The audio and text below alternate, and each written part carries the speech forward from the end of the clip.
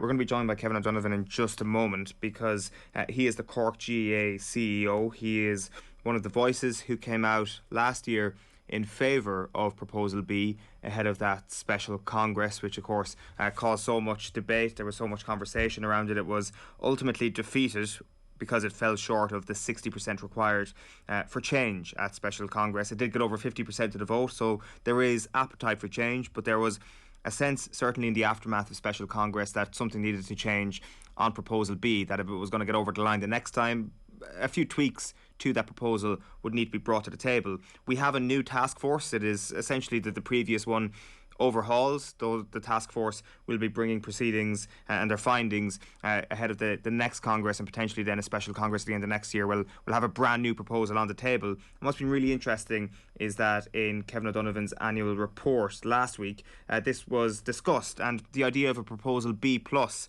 was touted within the report. And I'm delighted to welcome Kevin O'Donovan back to the show. Good morning to you, Kevin. Morning, Owen. Morning, Ger. How are you? Just to set the table here, Thanks. First off, Proposal B plus, what does that involve? Well, I suppose we all remember that day at Special Congress when there was a universal cry for change, is the way I would describe it. And I think we need to call that out now and go back to Proposal B. Everyone said it required tweaks. Both sides acknowledged that. So let's have some tweaks. Let's go through those tweaks then. I think the first thing that you want to see potentially, or the first thing that has been suggested and that you would be in favour of, is that instead of Division 1, 2, 3 and 4, we would go 1A, 2B, 1A, 1B, 2A, 2B. Yeah, and I wouldn't for a moment claim that as an original idea. We know we had those leaks in the past. And we know as part of the debate before Special Congress, a lot of well-informed commentators said that is a better league structure than 1 to 4. It's more egalitarian, it gives a better chance for people to climb. It's less of a cartel in Division 1, where we know there's a serious drop-off from Division 2 teams that are promoted on a pretty regular basis. That'll be forever debated, 1-4 or 1A, 1D. We're looking at our own county leagues in Cork for next year as well, and toying with that idea. Would you mix the teams up a little bit more, or would you have it completely cutthroat? So it's certainly not my idea. I do think it's a really good structure though, and I do think it addresses the Team 6 conundrum, and that for people who don't know the 1A, 1B model, it essentially means you take 4 Division 1 teams and you put them in 1A, you take 4 Division 1 teams and you put them in 1B, and you get 4 more from Division 2 and they join them. So you mix your leagues at that level. If you have the top 4 coming out of 1A and 1B, you have the top 8 teams. I hope we're not then going to the Team 9 conundrum, because there's a place called stop. So hopefully that would address the Team 6 issue. Yeah, perhaps the place called stop might have existed before the Team 6 issue, but it did seem to be like a real bugbear of a number of people. I think James Horan, possibly the most high-profile person to come out and find issue with that. Do you feel at all that this gets diluted a little bit, that the attraction of the Proposal B Division 1 was the top teams playing each other, and all throughout the divisions, teams of a similar standard playing each other, that you will have teams of a dissimilar standard going toe-to-toe more often in a 1A, 1B format? Yeah, and I was discussing this with someone already this morning. There's a balance in that. It's the balance between mixing and giving a path to the top to teams, because we know Division 1 got very exclusive in football in recent years, and then balancing that with cutthroat competitions. The last time we balanced it in favour of cutthroat, this time we balanced it a little bit back towards giving teams a shot at the big teams. And remember, inside in those divisions, you still have 4 Division 1 teams, 4 Division 2 teams. So I don't think it's the same mix that we have now in provinces, where we have Division 1 teams playing Division 4. So this is all a balancing act. I would accept what you gain in one, you lose in the other. The other thing, Kevin, from Proposal B Plus is a greater connection to the provincial championships, because this was the other real stick to beat Proposal B with at the time, that it kind of rendered the provincial championships meaningless. Whereas in the Proposal B Plus idea, what would happen is that if you won your province, you would get 2 points immediately going towards your division and your league championship, and if you finish runner-up in your province, you would get 1 point. Do you feel that will allay some of the fears that those empowering the provincial councils had around Proposal B? To a degree, again, it's a balancing act. You give too much. You give too much of a reward for provincial competitions, and then you're undermining the summer championship competition. You give too little of a reward, and then we were told we were undermining the springtime provincial competitions.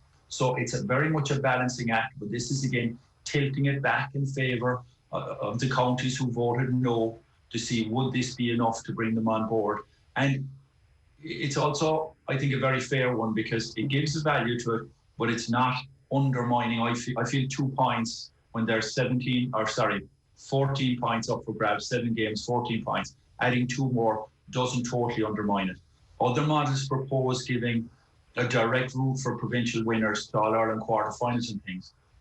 I think that totally undermines the summer, championship with the 7 games. So this is, again, balancing act. Can we tilt it back in favour of the provincial competitions?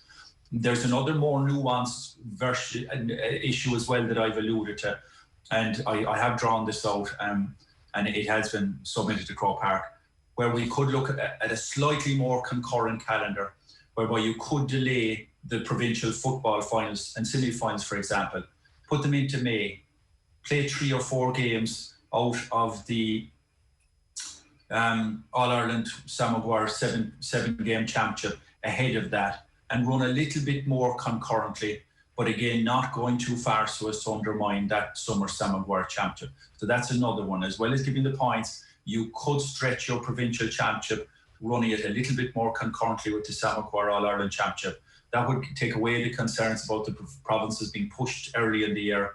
They would mix a little bit with the Samaguar. I have a calendar. It's not that complex. That's another way. As well as the points, we can look at calendar, because we were told that it was turning into a pre-season competition in February and March. So there's lots of tweaks without undermining the principles of Proposal B, which is regular, meaningful, competitive games. And that's where I get off the bus. I get off the bus if a proposal undermines that principle, whereas any tweaks to B, that's B+. That's just a new and improved version. Can I just ask then, sorry, so Division 1A and 1B, and then the second tier of counties, Divisions 2A and 2B, what happens to them? What's their championship like, and what's their pathway to progress? Yeah. So again, we're migrating from the existing B, so not a dramatic change. But the team, we still end up with 10 teams. So out of 1A, 1B, you pull the top 4 out of each. So surely that's the best 8 teams in Ireland in that year. And then for the last 2 spots, you give it to the winners of 2A and 2B. Now again, we'll be accused that people are skipping the queue. But again, I'll say we have all those principles in hurling to maintain a link between all groups and the winning of Samaguar. So the winners of 2A, 2B would take up the spots that the winners of Division 3 and Division 4 were going to take up in the original Proposal B. All other teams in Division 3 and 4 enter Tailteann Cup. And it's actually a much simpler motion to write now that you have everyone in 2A, 2B, all other teams enter Tailteann Cup.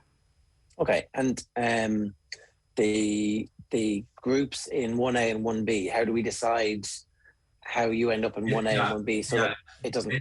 You'd start them on the 2020 league finishing positions. So if this was coming in 2022, if this was coming in 2023, which is the soonest it could come in, you get your league finishing positions from Division 1, end of 2022, and then you split your 4s. To go to Division 2, split your 4s. Division 3, split your 4s. Division 4, split your 4s. And I'm sure Croke Park have done this before with 1A, 1B, and we're back with a 1A, 1B in hurling now. There's novel ways of mixing that up as well over time once you'd set it up, where you'd stop teams being in the same group every year.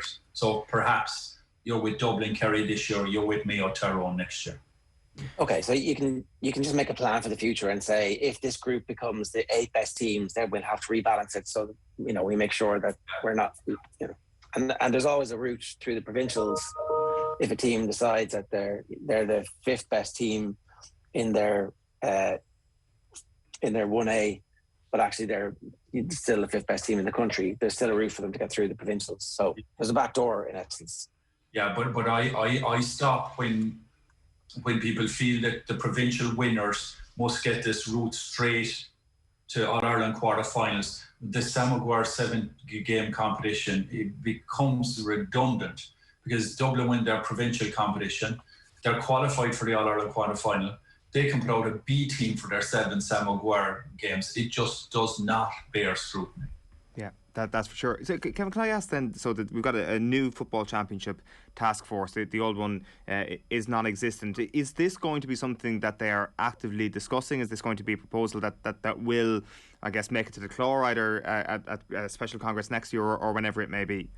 So yes to the first part, not sure to the second part. Okay. So yes, I certainly submitted this to Croke Park immediately after special congress. I'm sure many others did. I'm sure they've got 50 other proposals. And like the 2A, 2B, the 1A, 1B, the extra point, none of these are my invention. They all arose during the debate. And I feel if our committee had met again, we would have put them in. And I said that to people before the debate. A special congress, we would have made the tweaks if we were reassembled. So I'm certain they're being discussed. They're certain they're submitted. I'm certain they're being discussed. I really don't know what proposals will come out of the committee.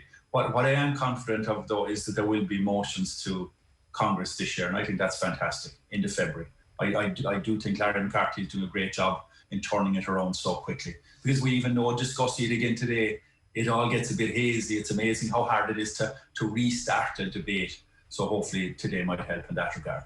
Yeah, so like the expectation may be that it's on the floor, I'm speculating here, potentially early next year, and that it again is postponed until a special congress next year, given the importance of the motion. So we're talking the possibility of 2023 here.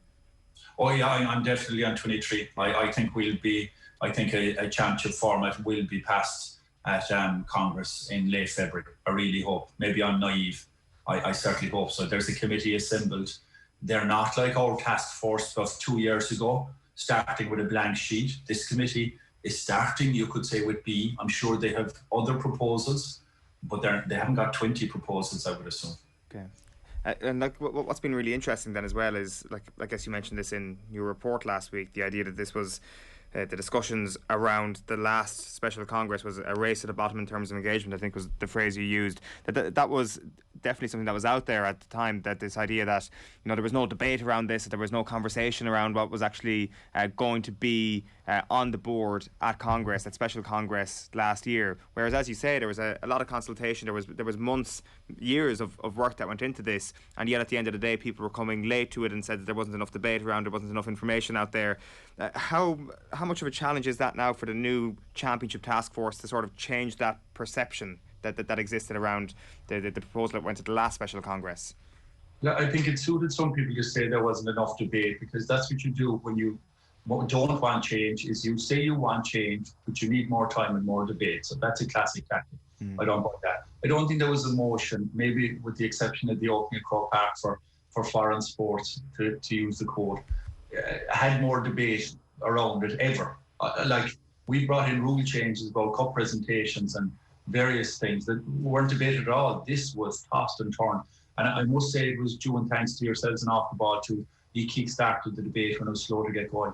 I remember being at a county committee meeting 2 months before a special Congress and begging people not to sleepwalk into Congress. Those were my words.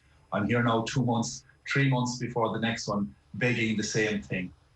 Don't tell me it's too late the night before. I'm ready to debate now. Please throw in the ball. So I think it's a bit disingenuous when people say they need more time.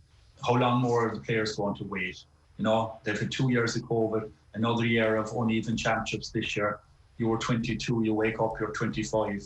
How long more are they going to wait? So, and with regard to the standards of the debate, I'd be unhappy with that. I was on the committee with good people. We all had different ideas. That was really why there was 2 proposals came out of the committee too, is there was disparate views within the committee. And to hear some of the shellacking we got since then, I think it would have been good if somebody had come out and defended the committee. If it was a committee in Cork that I appointed to do work, or our county board appointed to do work, and they were subjected to those kind of comments, I'd be coming out to defend them. What needs to happen now, do you think, in terms of making sure that the information gets out there? Like, I was talking to somebody recently, and the way that we've gone around our referendums is that we've had the Citizens' Assembly. It feels a little bit like the model that we have at the moment, where you try and make change, is too difficult. The standard to get to 60% for big change in the GAA doesn't really work, because Congress is a thing that was set up 120 or whatever it was years ago, and it hasn't really changed. So if there were specific lessons that we could do between now and the next Congress, what needs to happen in your view, Kevin, that the conversations are more honest for a start and less shellacking and more about, well, what are the outcomes here and what are we trying to achieve? I really don't know. Just stick to the issue. Just stick to regular, meaningful, competitive games, and we find a route to that. With regard to the institutions of the state, that's for another day. You can't discuss the rules of the game with the referee while the match is on. So I'd be all for that discussion about our institutions of the GAA at a later date, but not while there's an issue live. We have a similar issue in Cork at the moment where people are discussing about disciplinary hearings and so on, and wanted to have debate during the year. And I said we couldn't have it while there was live cases. We'll have it at the end of the year. So this is a live case now with regard to the structures of Congress or anything. That's for another day. I just hope there's honest and open debate. And I think people see through that too. I think people were very well informed by Special Congress. I think the reason it failed was not a lack of information. It was a lack of people willing to support it for good reasons. We hit 51%. How do you hit 60%? How do you hit 70%? You go and take a long look in the mirror. You see, where did we get it wrong? And you come back for more. Yeah, absolutely. Kevin, great stuff this morning. Thanks a million for joining us. Thanks, lads.